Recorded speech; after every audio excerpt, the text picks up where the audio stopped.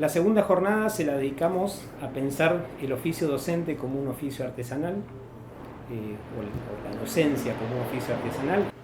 Yo comencé diciendo que me gustaría presentar, intentar justificar y colocar en discusión una hipótesis, que sería la hipótesis de que la docencia siempre fue, así la docencia es un oficio artesanal, siempre lo fue y debería seguirlo siendo, digamos, ¿no? Porque la propia naturaleza de lo que hacemos como profesores y profesoras tiene que ver con el oficio artesanal. Pero bueno, sería importante entender un poco en qué sentido pensamos esto del oficio artesanal. Podríamos decir que si uno toma así la historia de la producción del mundo, ¿no? Si pensamos no tanto el Homo sapiens sino el Homo faber, ¿no? y cómo el hombre, el ser humano, crea el mundo a través de su hacer, podríamos decir que hasta el siglo XII, o mejor hasta el siglo XV, pero con su apogeo en el siglo XII, el mundo fue producido artesanalmente, ¿no? Y la artesanía tiene una serie de características que vamos a tratar de mencionar, y a partir del siglo XV, que comienzan las grandes exploraciones marítimas europeas y comienza la primera fase del capitalismo, que es el capitalismo comercial, se produce también una cuestión muy importante, que es el pasaje de la artesanía a la manufactura, ¿no? Y la manufactura se caracteriza porque, podríamos decir, el artesano domina todo su proceso de construcción, ¿no? El artesano hace, primero, es dueño de la materia prima, así un zapatero es dueño del cuero que compra, es dueño de las herramientas, conoce el oficio por completo y es capaz de producir un zapato por entero, ¿no?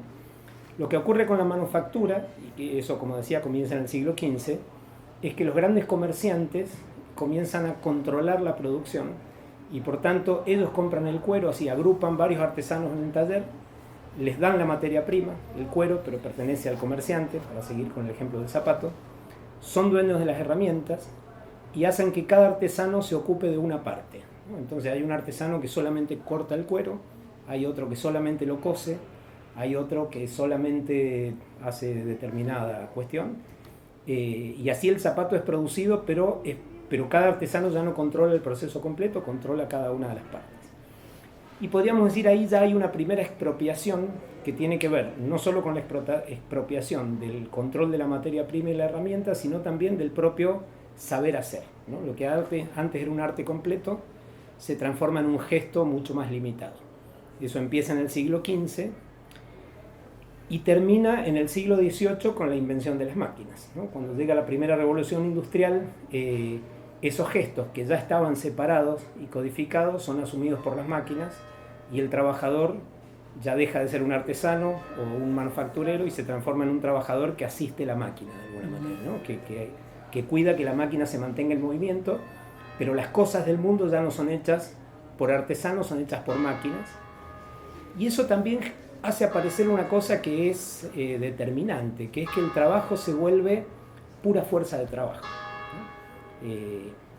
Marx describe muy bien eso cuando dice, bueno, cuando una persona no tiene nada más que vender, cuando no tiene herramientas, no tiene materia prima y no tiene el conocimiento suficiente, ya no puede trabajar y lo único que le queda es venderse a sí misma, ¿no? No tiene nada que vender y por lo tanto vende su cuerpo y vende su tiempo, y por lo tanto el trabajo ya no es un arte, uno ya no es un zapatero, sino que simplemente es alguien que vende su fuerza y la vende en bruto, ¿no? Entonces aparece el trabajo, digamos, el trabajo como una mercadería, ¿no? Como una mercancía, perdón, mercadería en portugués. Hay un autor muy interesante que es Polanyi. Polanyi dice que hasta la revolución industrial, y concretamente hasta el siglo XIX, ni la tierra, ni el dinero, ni el trabajo eran mercancías, ¿no? Eran elementos fundamentales para la economía, pero no eran mercancías. Por lo tanto, el trabajo no se compraba y se vendía y no se controlaba por la ley de la oferta y la demanda, ¿no? Sino que el trabajo era un arte, y por ejemplo, concretamente en el siglo XII ese arte estaba regido por el gremio, ¿no? El gremio decía cómo se aprendía el arte, cómo se transmitía, decía cómo se debían hacer las cosas, cuál era la calidad de los materiales, los procedimientos, y también bueno, eso lo podemos hablar un poquito más adelante, pero el ser, digamos, una persona no trabajaba de zapatero, era un zapatero, ¿no? Y toda esa posición social que significaba ser un zapatero estaba también teñida de una cierta ritualidad religiosa, ¿no? Hay un libro también interesante que se llama El artesano, de Richard Sennett, donde Sennett coloca el caso de los orfebres, ¿no? Los orfebres tenían el poder de aquilatar el oro, de saber si un oro era verdadero o no. Y eso era una cosa fundamental, porque de eso dependía la riqueza de los nobles, y por lo tanto, digamos, poder decir si el oro era oro verdadero o era oro falso, tenía una función social importantísima. Y por eso el ritual por medio del cual se decía que el oro era un oro verdadero era un ritual casi religioso, ¿no? Como la misma... cuando, digamos, un maestro carpintero, un maestro zapatero se tornaba maestro, los rituales de investidura, digamos, eran rituales muy complejos y que estaban siempre a medio camino entre lo profano y lo sagrado. Por eso podríamos decir, una de las primeras características del artesanato es ese, que el artesano domina su oficio y por lo tanto lo que posee no es un conocimiento, sino un arte, ¿no? Y a mí me parece que eso es muy interesante si pensamos la docencia, ¿no? Podríamos decir, curiosamente la universidad nace también en el siglo XII, en la época del apogeo de los gremios medievales, y por ejemplo la idea de libertad de cátedra o la idea de autonomía universitaria son ideas que ya estaban presentes en la universidad medieval, escolástica, y tenían que ver con eso, ¿no? Con la posibilidad, con esa autonomía de decidir sobre el propio arte. Y hoy tendemos a pensar que lo que un docente tiene es conocimiento, ¿no? Y lo que transmite es conocimiento, pero en realidad es mucho más que conocimiento, es un arte por entero, ¿no? Y tiene que poder tomar sus decisiones. Toda la decisión también tiene que ver con una cuestión, bueno, un segundo aspecto que yo destacaría de esto, de por qué la docencia es un oficio artesanal, tiene que ver con esa idea de lo instrumental y de lo práctico, ¿no? Podríamos decir que una de las cosas que pasa con la revolución industrial es que justamente como ya el artesano no domina su arte, no es dueño de su arte, lo que se enfatiza es el producto, ¿no? La máquina hace un producto y lo que pasa en el medio no importa, podríamos decir, ¿no? Porque también es el momento donde el móvil social es el lucro, y por lo tanto hay que hacer cualquier cosa, o mejor, no importa lo que uno haga, siempre y cuando garantice la eficiencia y el lucro. En el medioevo todavía la artesanía es una forma de vida, digamos, ¿no? El carpintero es carpintero porque vive como carpintero, ¿no? No solamente gana su dinero o se mantiene a través de ese trabajo, no es un trabajo cualquiera, es una manera de estar en el mundo.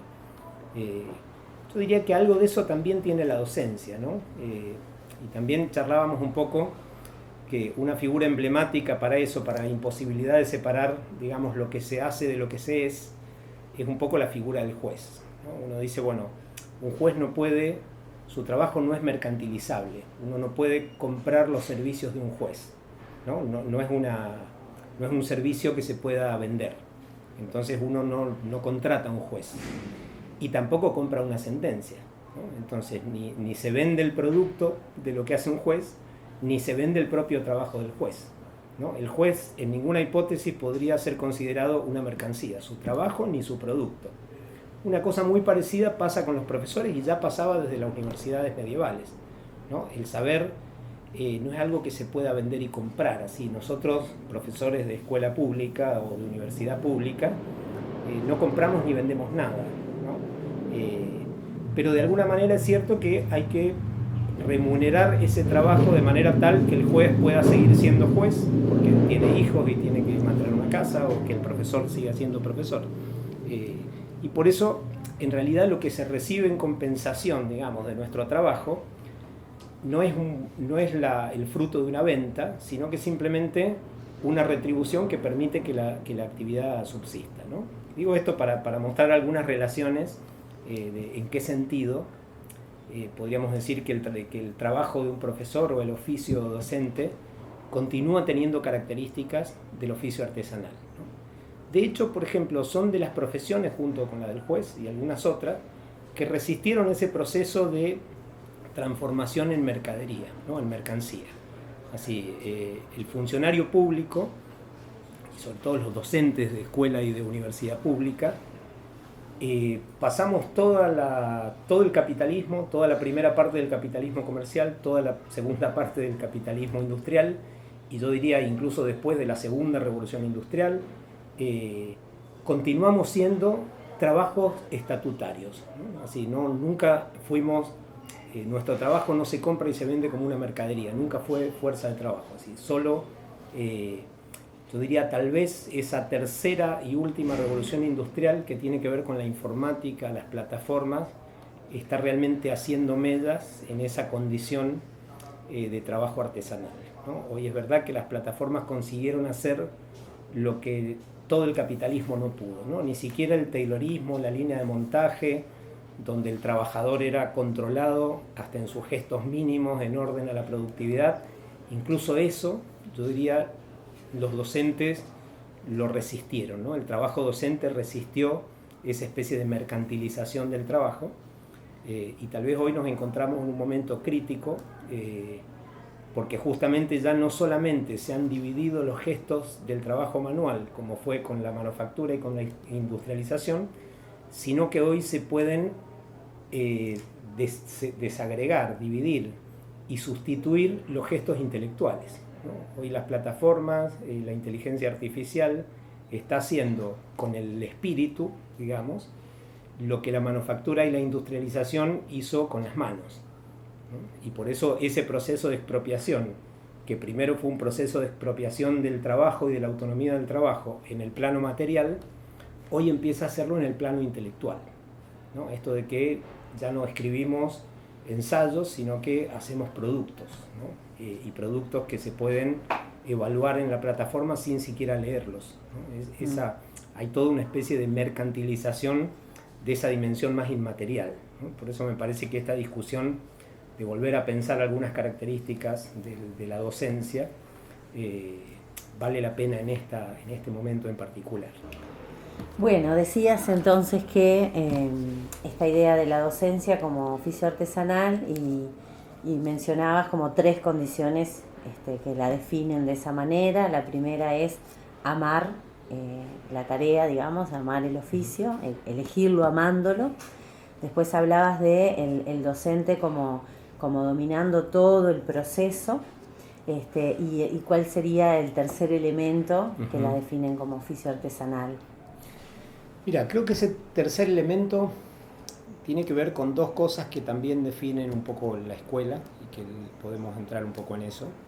Uno, yo diría que el artesano tiene un mundo propio, ¿no? Y con esto quiere decir tiene un mundo, tiene una cierta intimidad con una parte del mundo y cuida una parte del mundo, ¿no? Podríamos decir, bueno, el músico tiene una intimidad con el mundo de la música que los demás no tenemos, ¿no? Los que no somos músicos sabemos que existe el mundo de la música, podemos ir a un lugar y escuchar música, pero ese mundo es parte del mundo común, pero no es nuestro mundo particular, digamos, ¿no? No es un mundo propio. Por eso es que Sennett dice, la condición del artesano expresa ese compromiso con una parte del mundo, ¿no? El artesano cuida de una parte del mundo que le parece más importante que sí mismo, digamos, ¿no? Así, en el sentido en que, bueno, el músico ama la música, se entrega a la música, cuida de eso y en eso se le va la vida, ¿no? Porque todos sabemos que la vida, sobre todo cuando peinamos canas, digamos, sabemos que la vida se gasta y uno no se puede dedicar a todo, ¿no? Entonces, quien le entregó la vida a la música no se la entregó a la filosofía, y el que se la entregó a la filosofía no se la entregó a la carpintería, y de alguna manera eso que nos da la vida, porque es nuestra pasión, también nos robó la vida, digamos, ¿no? La vida se fue en eso que hacemos, y como somos seres finitos no se puede cuidar de todo, ¿no? Por lo tanto, yo diría que también ese lugar de la artesanía expresa una pasión y una intimidad con cierto lugar del mundo. Y hay un texto bonito de Jan Magellan que habla sobre la escuela, y él dice, la escuela tiene que presentar el mundo a las crianzas, a los niños, y abrir el mundo. Porque claro, cuando uno es niño y entra en el mundo, digamos, de alguna manera, todos los mundos son ajenos. Claro. Pero la escuela es ese lugar generoso que te dice, bueno, existe el mundo de la pintura, ¿no? Y probá un poquito así. Acá tenés, qué sé yo, una hoja, un lápiz, ahí tenés un jarrón, lo iluminamos de un lado y probá a ver si ese mundo podría ser tuyo, digamos, ¿no? Entonces, hace un año, un semestre de pintura, de dibujo, y a ver qué te parece, ¿no? O te dice, bueno, tal vez tu mundo es la historia, entonces te contamos un poquito la historia, cómo es, qué pasó y no sé qué, y te mostramos un poquito la literatura y te mostramos un poquito las matemáticas, y así, lo que hace la escuela es hacer que un niño se pueda asomar a mundos posibles, ¿no? Inclusive niños que no hubieran tenido la posibilidad de hacer eso si no existiera la escuela pública, ¿no? Así, alguien que nace en una familia trabajadora está siempre urgido por la necesidad, y claro, ¿cuándo tendría tiempo de estudiar la poesía de Benedetti? Si solo porque la escuela le da ese tiempo y lo pone un lunes a las 10 de la mañana a leer un poema, que si no existiera la escuela, nada garantizaría que ese niño de clase trabajadora puede probar lo que es la matemática, entender lo que es un teorema, probar la literatura, entender lo que es un poema, ensayar, hacer un soneto, ¿no? Entonces podríamos decir, la escuela da esa posibilidad de asomarse al mundo y de dar las herramientas técnicas necesarias para que ese mundo se abra para uno. Después uno lo puede seguir o no, ¿no? Porque es esto, en la escuela uno vio muchas cosas que no siguió, pero alguna te llamó la atención y por ahí terminaste siendo arqueólogo o qué sé yo, claro, o biólogo, porque alguna cosa te apasionó, por ahí la descubriste años después, ¿no? Uno la vio, en el momento no la supo apreciar y después vuelve, ¿no? Pero esa idea de abrir el mundo y de dar las herramientas para que alguien se torne capaz de entrar en el mundo es una característica propiamente escolar. Y eso tiene mucho que ver con la actitud estudiosa, ¿no? Y por eso también podríamos decir, si la docencia es un oficio, la actitud que caracteriza ese oficio es el cultivo de una cierta atención al mundo, ¿no? Podríamos decir, es el estudio. Y ahí, en un librito reciente, hace 2 o 3 años, publicamos un libro con otros colegas que se llama Elogio del Estudio. Y en ese libro tratamos de mapear un poco la diferencia entre el aprender y el estudiar, porque también hablábamos en el curso, la idea de aprender fue como conquistando todos los espacios educativos, ¿no? Especialmente desde la década del 80 para acá, hay una especie de dominio absoluto del concepto del aprendizaje que se fue comiendo todos los otros conceptos pedagógicos, ¿no? Entonces el profesor dejó de llamarse profesor y fue un facilitador del aprendizaje, el aula dejó de ser aula y se transformó en un espacio de aprendizaje, el currículum dejó de llamarse currículum y se transformó en una unidad de aprendizaje. Y curiosamente la palabra aprender tiene que ver con la idea, con la palabra latina aprendere, que es la que expresa ¿cómo se dice? La posesión, ¿no? El adquirir alguna cosa, ¿no? Aprender es apoderarse de alguna cosa, por eso también se puede decir que alguien aprende, que es lo que un policía aprende un ladrón, ¿no? En ese sentido lo toma, lo captura. Y podríamos decir que entonces en el uso, por eso decía que las palabras nunca son tan inocentes, ¿no? En ese dominio absoluto del aprender, en ese uso, no porque la palabra aprender en sí misma sea una palabra así inutilizable, pero hay un contexto de utilización del aprender donde siempre se enfatiza esa especie de relación apropiativa con el mundo, que se parece mucho a la actitud general de nuestra sociedad mercantil y utilitaria, donde uno siempre está queriendo apoderarse de algo, ¿no? Donde el multiplicar infinitamente la riqueza parece el único móvil social. Y eso permite decir, por ejemplo, que hay una relación íntima entre aprender y emprender, porque las dos palabras vienen del mismo origen. Sin embargo, la palabra estudio expresa totalmente lo contrario, ¿no? La actitud contraria, porque studium en latín significaba dedicación al mundo, ¿no? Atención al mundo. Por eso, si el aprendizaje carga ese gesto de apropiarse, ¿no? De tomar el mundo y hacerlo mío, la palabra estudio es el gesto de dedicarse al mundo, de entregarle la vida a algo, poco en ese sentido que decíamos antes, ¿no? El músico le entrega su vida a la música. Es verdad que aprende también, ¿no? Porque necesita apropiarse de algunas herramientas, pero la actitud que lo hace mantenerse en relación a la música es ese gesto de donación, digamos, ¿no? De yo me dedico, ¿no? También usamos esa palabra cotidianamente, ¿no? ¿A qué te dedicas? Bueno, yo me dedico a la docencia. Quiere decir, bueno, a eso yo le entrego la vida, ¿no? En el texto que escribe Jorge en ese libro, Jorge La Rosa, en el libro ese del elogio del estudio, Jorge dice, bueno, no es lo mismo aprender inglés que estudiar inglés, ¿no? Aprender inglés siempre tiene un objetivo más utilitario. Yo quiero tener el inglés porque quiero hacer otras cosas con el inglés.